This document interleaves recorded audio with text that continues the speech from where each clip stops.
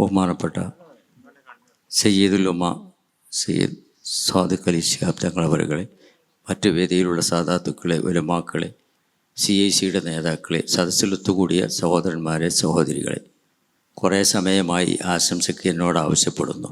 ഞാനത് പൂർണ്ണമായും ഒഴിവാക്കിയതായിരുന്നു. നല്ലൊരു പ്രഭാഷണം നടന്നോട്ടെ എന്നതുകൊണ്ട്. അപ്പോൾ ഏതായാലും നിർബന്ധിതനായി ഇപ്പോൾ ഞാൻ നിങ്ങളുടെ മുമ്പിൽ നിൽക്കുകയാണ്. ഞാൻ സമയം കളയില്ല എന്ന് ആദ്യം തന്നെ വാക്ക് തരുന്നു. ഒന്നെനിക്ക് പറയാൻ അറിയും, അതായത് കേരളത്തിൻ്റെ ഇസ്ലാമിക വൈജ്ഞാനിക മേഖലയിൽ വിപ്ലവാത്മകമായ മുന്നേറ്റം നടത്തുകയും ചരിത്രം തിരുത്തിക്കുറിക്കുകയും ചെയ്ത ഒരു സംവിധാനമാണ് വാഫി വഫിയ. ഒരു കാലത്ത് സഹോദരിമാരെ സംബന്ധിച്ചിടത്തോളം അവർക്ക് മതരംഗത്ത് ഇനി ഉയർന്ന വിദ്യാഭ്യാസം ഇല്ല.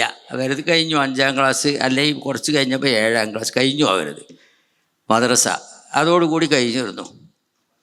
അതിൽ നിന്ന് അവരെ ഉയർത്തിക്കൊണ്ടുവന്ന് ഇന്ന് ലോകോത്തര യൂണിവേഴ്സിറ്റി അൽ-അസ്ഹർ യൂണിവേഴ്സിറ്റിയിൽ വരെ PhD ചെയ്യുന്നു. ലോകത്തിൻ്റെ വിവിധ ഭാഗങ്ങളിലുള്ള ഒരുപാട് യൂണിവേഴ്സിറ്റികളിൽ സഹോദരിമാർ, അതാ ഞാൻ പറയാം, മറ്റുള്ള വാഫികൾ ഞാൻ പറയുന്നില്ല, വഫിയകൾ ഇന്ന് ഉയർന്ന പഠനം നടത്തുന്നു, റിസർച്ച് ചെയ്യുന്നു, എല്ലാം ചെയ്യുന്നു.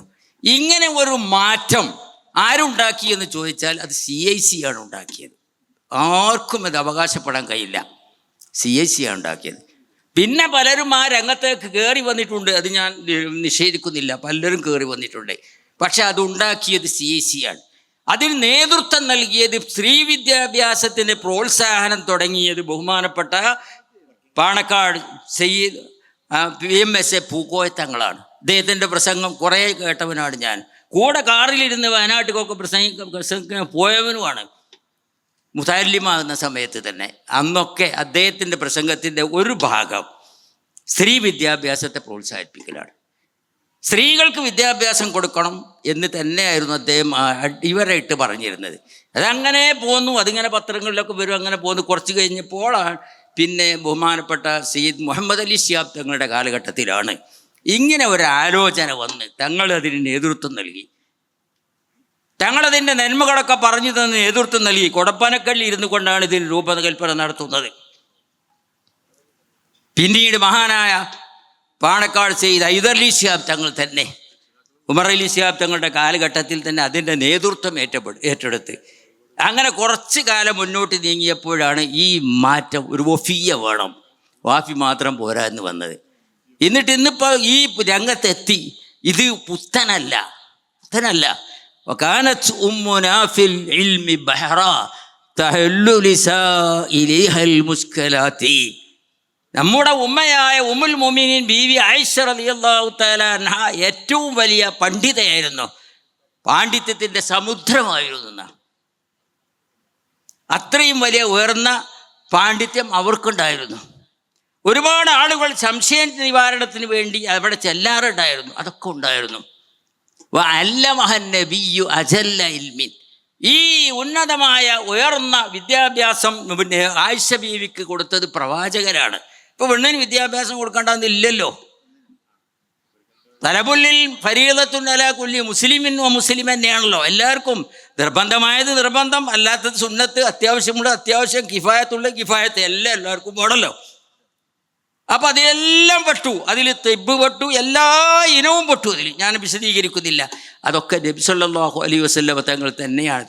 പിന്നെ ഞാൻ കേട്ടിട്ടുണ്ട്, എൻ്റെ ഈ നമ്മുടെ കേരളത്തിൽ തന്നെ മഹാനായ കുട്ടിയാ മുസ്ലിയാരുടെ ഭാര്യ, പുയാപ്പള ദ്രായമ മുസ്ലിയാരുടെ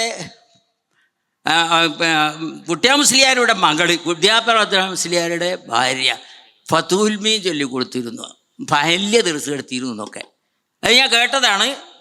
അത് ബുഖാരിയിലും മുസ്ലിമിലുള്ള അല്ല. അപ്പോൾ അങ്ങനെ ഞാൻ ചരിത്രം കേട്ടിട്ടുണ്ട്. മഹാനായ CH ഹൈദറൂസ് മുസ്ലിയാരൊക്കെ അത് പറഞ്ഞു തന്നിട്ടുണ്ട്. അപ്പോൾ നമ്മുടെ നാട്ടിലും അങ്ങനെ വിദ്യാഭ്യാസമുള്ള പെണ്ണുങ്ങളും ഉണ്ടായിട്ടുണ്ട്. ആയിഷ ബീവി റളിയല്ലാഹു തആല അൻഹയുടെ പിന്മുറക്കാരായി പലരും ഉണ്ടായിട്ടുണ്ട്. ഇന്നിപ്പോൾ അതിന് നമ്മൾ അതിനെ ഉയർത്തെഴുന്നേൽപ്പ് നൽകാൻ നമുക്ക് കഴിഞ്ഞു. അള്ളാഹു അനുഗ്രഹിക്കുമാറാവട്ടെ. നായകത്വം നൽകിയവർക്ക് അള്ളാഹു തആല ദറജ ഉയർത്തി കൊടുക്കുമാറാവട്ടെ. ഇപ്പോൾ നമ്മളുള്ളത് കേരളം കണ്ട പ്രഗത്ഭ പണ്ഡിതരിൽ പ്രമുഖനായിരുന്ന പാങ്ങിൽ അഹമ്മദ് കുട്ടി മുസ്ലിയാരുടെ രാജ്യത്താണ്.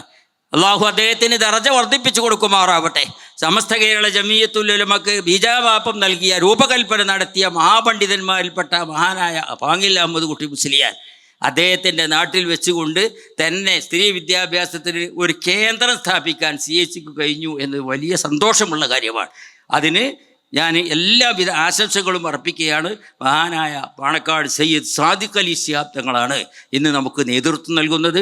സയ്യിദുൽ ഉമ്മ, മുസ്ലിം ഉമ്മത്തിൻ്റെ നായകൻ, ബഹുമാനപ്പെട്ട സയ്യിദ് സാദിഖ് അലി ശിഹാബ് തങ്ങളുടെ പ്രഭാഷണം കാത്താണ് നമ്മൾ ഇത്രയും നേരം പെടുന്നത്. 4 മണിക്ക് രാവിലെ വന്നവരും ഉണ്ട്. രാവിലെ പിന്നെ സെനറ്റിന് വന്നപ്പെട്ട ഞാനൊക്കെ അങ്ങനെ കുറേ ആൾ കണ്ണൂരിൽ നിന്ന് മറ്റൊക്കെ ഉള്ളവർ കുറേ ഇരുന്ന് തങ്ങൾ വരട്ടയിൽ ഇരുന്ന് പിന്നെ മരുവിസ്കരിച്ചതിന് ശേഷം പിന്നെ അവർ പോയി. കുറേ ആളുകൾ, ഒരുപാട് ആളുകൾ നിരാശരായി പോയതാണ്. ഞങ്ങൾ എത്തില്ല, ഇനിയിപ്പോൾ നമ്മളെന്താ കഴിഞ്ഞ് ഏതായാലും നമുക്ക് അവിടെ എത്തേണ്ടതിന് പോയി. ഇനിയും ആളുകൾ പോകാതിരിക്കാൻ വേണ്ടി എൻ്റെ ഭാഷണം നിർത്തുന്നു. എല്ലാവിധ ആശംസകളും നേരുകയാണ്. റഹ്മാനായ മലിക്കുൽ ജബ്ബാറായ തമ്പുരാൻ ഈ രഥം മുന്നോട്ട് നയിക്കാൻ നമ്മെ അനുഗ്രഹിക്കുമാറാവട്ടെ. എല്ലാവിധ സഹായവും അള്ളാഹുവിൻ്റെ ഭാഗത്തിൽ ഉണ്ടാവട്ടെ. മഹാന്മാരായ പാണക്കാട് സാദാത്തുക്കൾ ഇവിടെ ഉണ്ട്. അവരെ പേരൊന്നും ഞാൻ സമയമില്ലാത്തതുകൊണ്ട് പറയുന്നില്ല. അവരുടെയൊക്കെ നേതൃത്വം നമുക്കുണ്ട്, ഉലമാക്കളുണ്ട്, എല്ലാവരും ഉണ്ട്. അള്ളാഹു അനുഗ്രഹിക്കട്ടെ. വാഹിറു ദഅ്വാനാ അനിൽ ഹംദുലില്ലാഹി റബ്ബിൽ ആലമീൻ. അസ്സലാമു അലൈക്കും.